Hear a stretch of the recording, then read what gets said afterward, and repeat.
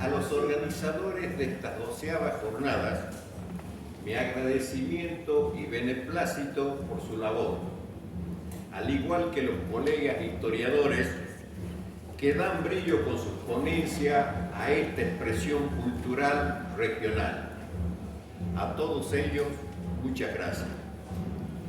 Nuestro trabajo lo presentamos bajo el título Origen de las escuelas Laínez en la provincia de Tucumán.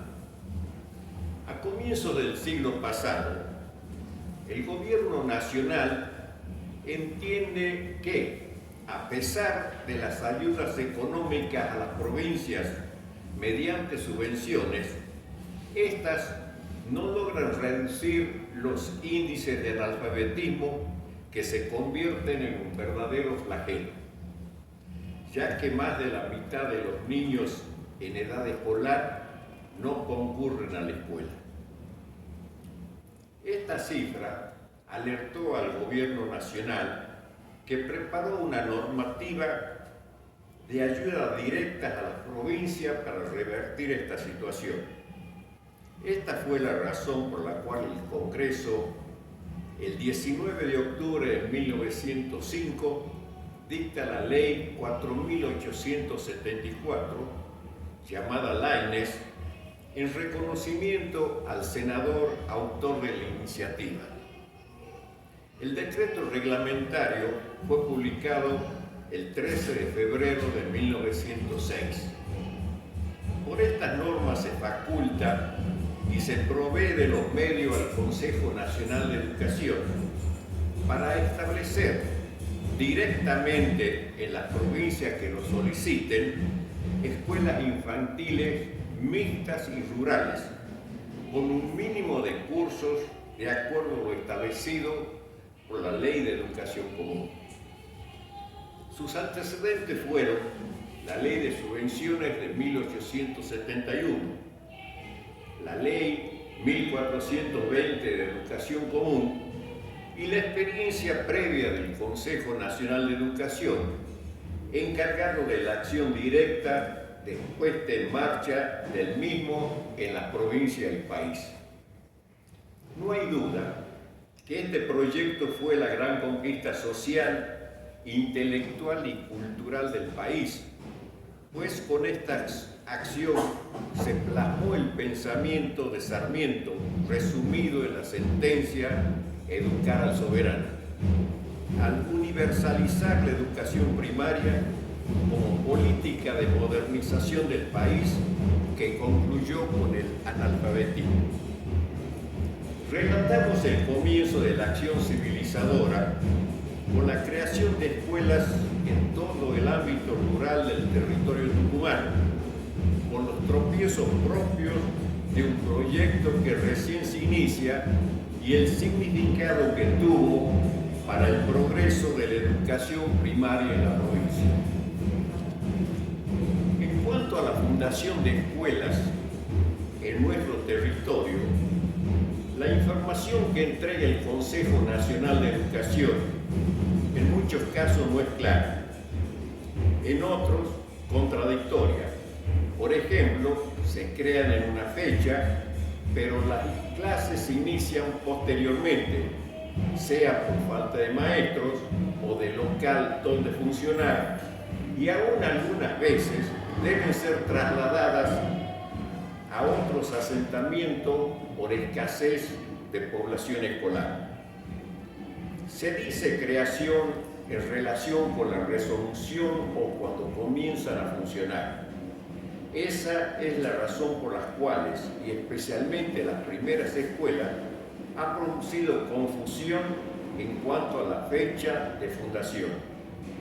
Podríamos decir que este programa tuvo en sus inicios tres obstáculos de tipo administrativo que superar para su implementación, y el primero y más importante, el maestro, otro, la casa o local escolar, y por último, la distribución de los materiales y útiles escolares.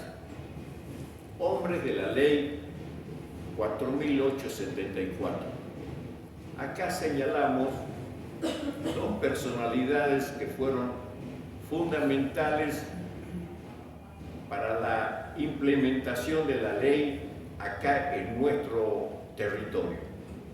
Primero, Manuel Laínez fue un visionario que plasmó en un proyecto de ley la igualdad de oportunidades educativas para los niños de provincia a través de la creación de escuelas públicas en la campaña.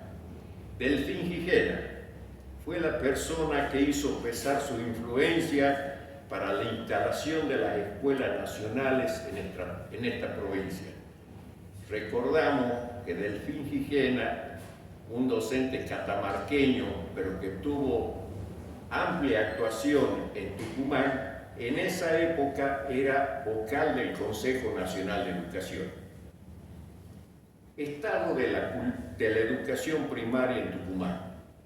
En el año 1906, cuando se crearon las 32 primeras escuelas de la Ley Laínez, había insuficiencias notables, al decir de algunos especialistas, tales como conserva aún una deficiente organización escolar. Se refería a la organización escolar de las escuelas provinciales, por supuesto.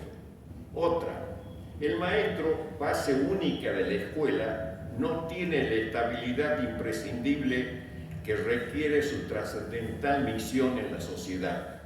O también, las rentas escolares no han crecido en relación con la riqueza de la provincia. Aunque sí había promisorias perspectivas, siempre que el gobierno local corrija lo señalado, realice una importante mejora del sueldo de sus maestros que se encontraban por debajo del de otras provincias pobres, tal el caso de Santiago del Estero, La Rioja o Catamarca. Había otros antecedentes educativos favorables, como la Escuela Normal de Tucumán, con 30 años de experiencia en la formación de docentes.